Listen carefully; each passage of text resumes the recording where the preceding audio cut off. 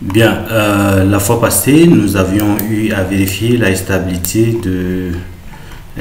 globale de notre château d'eau. Cette fois-ci, on va utiliser la deuxième méthode de vérification de la stabilité au vent de ce genre de château. Alors, qu'est-ce qu'on va faire? C'est-à-dire que je vais revenir. Oui. Voilà. Donc, on va vérifier la stabilité au vent de notre château d'eau. Donc, les conditions qu'on doit donc vérifier ensemble, c'est quoi?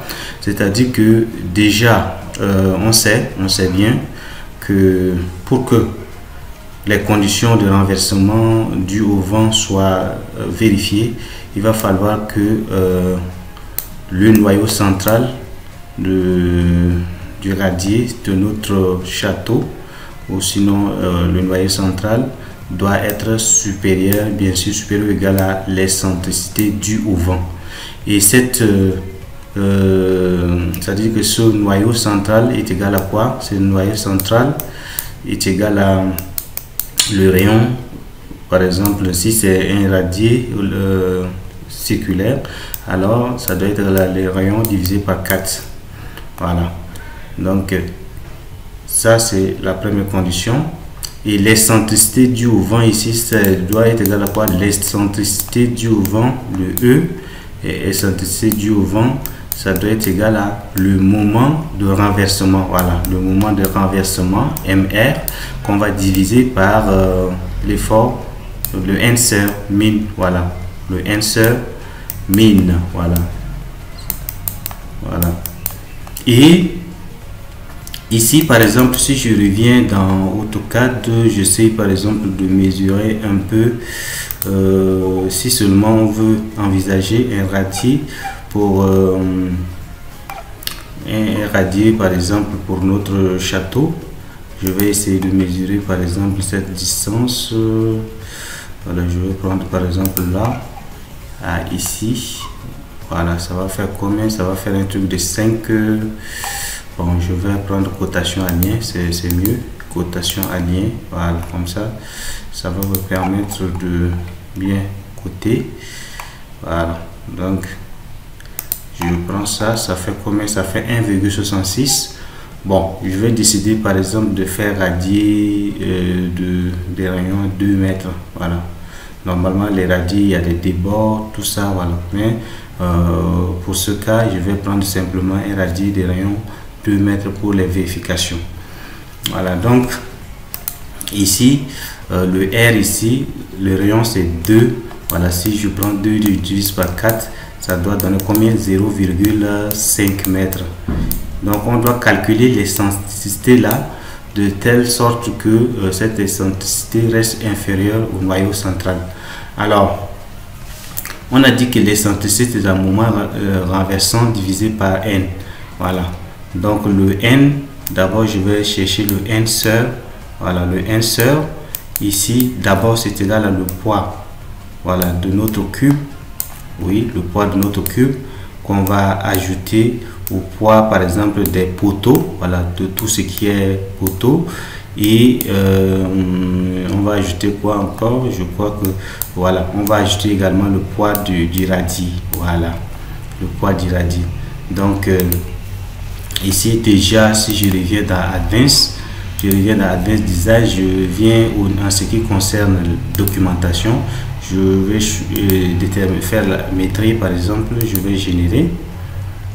Voilà, donc ici, voici, voilà le métrie. Donc, si je regarde métrie des éléments par matériaux, en ce qui concerne l'acier, c'est 243 tonnes, hein, je suis en tonnes. Donc, si je reviens ici, j'essaie de calculer, ça fait 22,43, donc ça fait 24, voilà. Ici, ça va faire 24, oui, 3, voilà, qu'on va ajouter. Ça c'est y compris les poteaux déjà. Donc on va ajouter maintenant le poids du radis. Comme c'est circulaire, c'est pi r. Voilà, pi r, r c'est combien? C'est 2.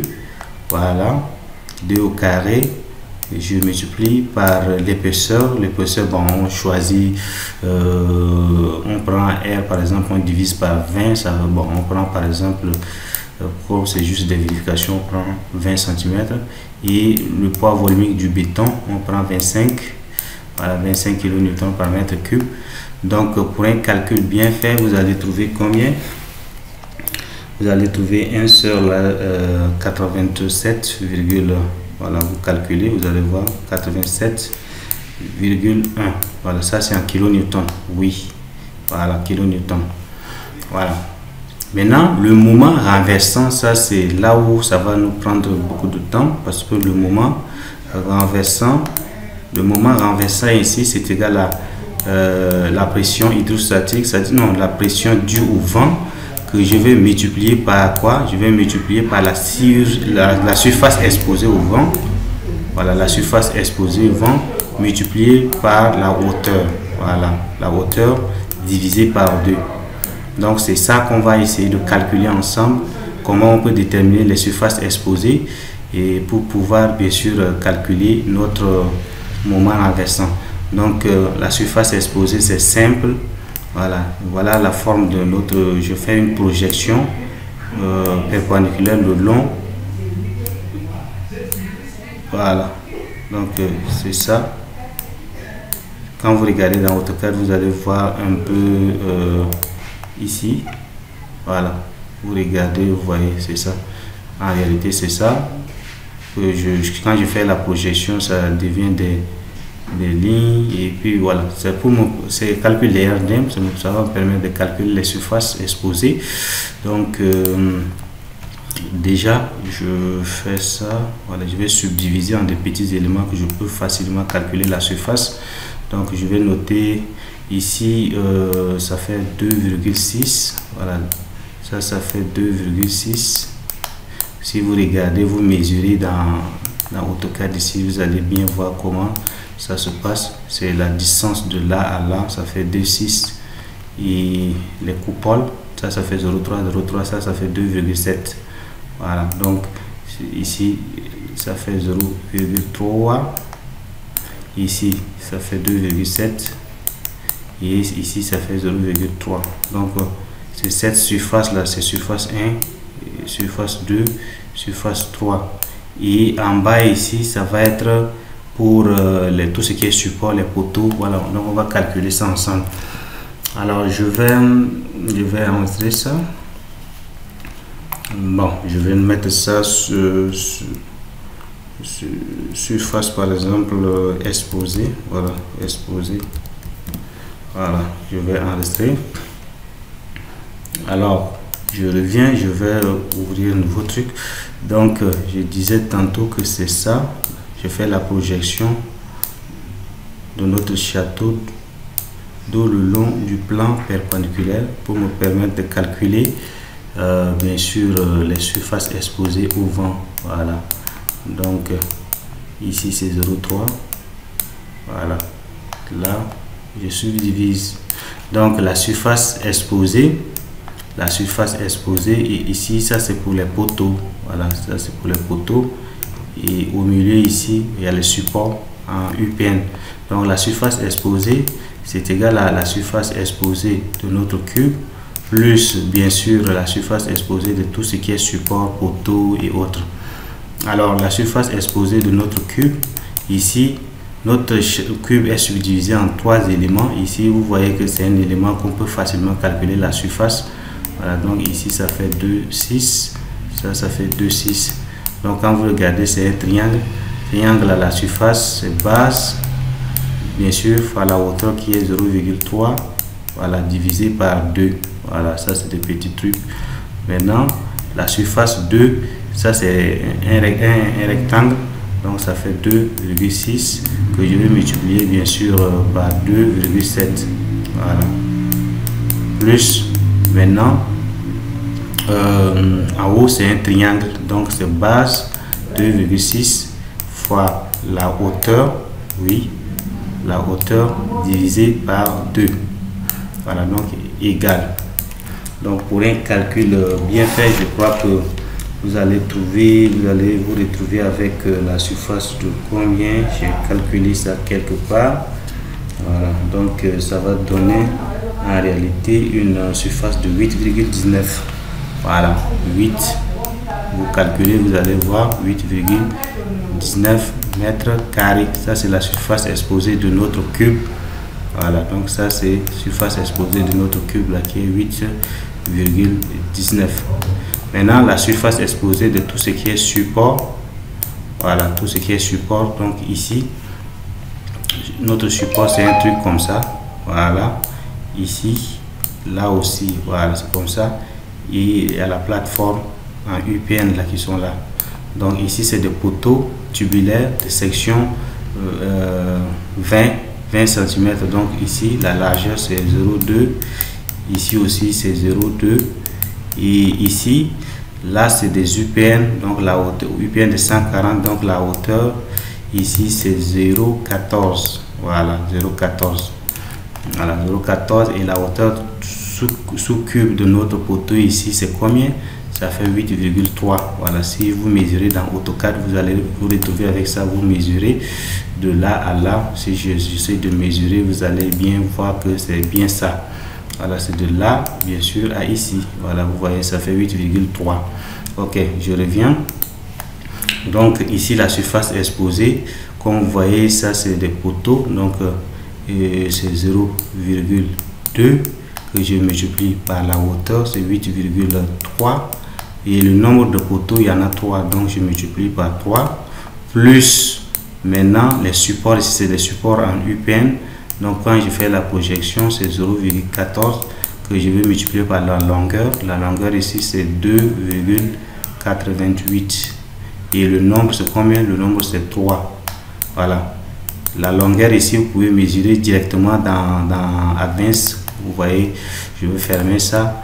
Il suffit de venir dans la utilitaire, je crois. Et puis, il y a longueur.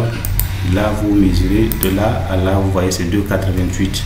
Donc, pour un calcul bien fait, vous allez trouver 6,19. Voilà, 6,19 mètres carrés.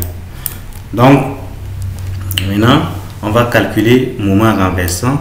Le moment renversant maintenant de notre château d'eau, ça va être égal à la pression due au vent que je vais multiplier par la surface exposée de notre cube. Si je vais noter ça, S fois la hauteur, oui. La hauteur divisée par 2 plus maintenant la surface de tout ce qui est support que je vais multiplier aussi par la hauteur, je divise par 2. Voilà, donc c'est ça là que je devais calculer. Alors, je vais toujours enregistrer, pourquoi pas, je vais enregistrer, oui, bon, surface exposée 2 par exemple. Ok, alors qu'est-ce que je veux faire? Je vais toujours revenir. Alors je vais créer fichier nouveau. Donc le moment renversant, ça va être égal à la pression au vent. Ici par exemple nous sommes au Tchad, donc la pression au vent, d'abord la vitesse V au carré divisé par 16,3. Ici, on va prendre la vitesse de 39 mètres par seconde. Donc, ça, c'est la vitesse maximale ici au Tchad, mais c'est en fonction des projets. Voilà, donc ça dépend des cartes des données. Voilà, ici, c'est V au carré. Donc, quand vous calculez bien, vous allez trouver la pression de 0,93 kN par mètre carré. Voilà. Donc, si je calcule, je vais trouver 0,93 en facteur. Maintenant, la surface exposée des cubes, ça fait 8,19 fois la hauteur du cube, ça fait 3,3 plus maintenant la surface de support, ça fait 6,19. Voilà, 6,19 que je multiplie par la hauteur qui est 8,3. Voilà. Bon, il est divisé par 2 ici, je vais mettre dehors ici simplement. Voilà, la hauteur de poteau, vous pouvez mesurer dans AutoCAD, vous pouvez mesurer La hauteur ici c'est 8,3 et la hauteur de cube ici de là à là, vous mesurez. De là à ici, vous mesurez, vous allez trouver aussi 3,3. Voilà, donc je reviens toujours bien sûr dans Paint. Alors, pour un calcul bien fait, vous allez vous retrouver avec moment renversant de 36, combien si je ne me trompe pas, ça fait 36,46 kN par kN mètre. Voilà, donc maintenant on calcule NC. On avait dit que NC ici c'est égal à le moment renversant divisé bien sûr par N sœur. Voilà, N sœur. Donc le moment renversant, comme vous pouvez voir, ça fait 6.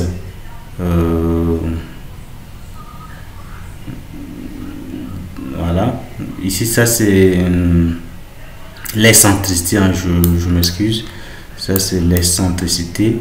Voilà, donc ça fait 36, oui, 36,46 que je vais diviser par 1 sœur. 1 sœur on avait calculé avant, ça fait 87,1. Donc pour un calcul bien fait, vous allez vous retrouver avec l'excentricité de 0,42 mètres. Donc quand on regarde bien notre E c'est 0,42 qui reste bien sûr inférieur à NC. NC on avait dit que c'était R sur 4 et on avait pris le rayon est égal à 2 sur 4. Voilà, donc vous allez vous retrouver avec 0,5. Donc en conclusion, les conditions de renversement sont vérifiées parce que déjà le noyau est inscrit, c'est-à-dire que le sol est entièrement comprimé à l'est ici dans ce cas parce que l'excentricité est inscrite dans le noyau et là c'est ça. Donc c'est cette condition qu'il faut vérifier en termes donc bien sûr de renversement de notre château. Donc notre château peut tenir sous l'effet de la vitesse du vent de 39 mètres par seconde. Voilà.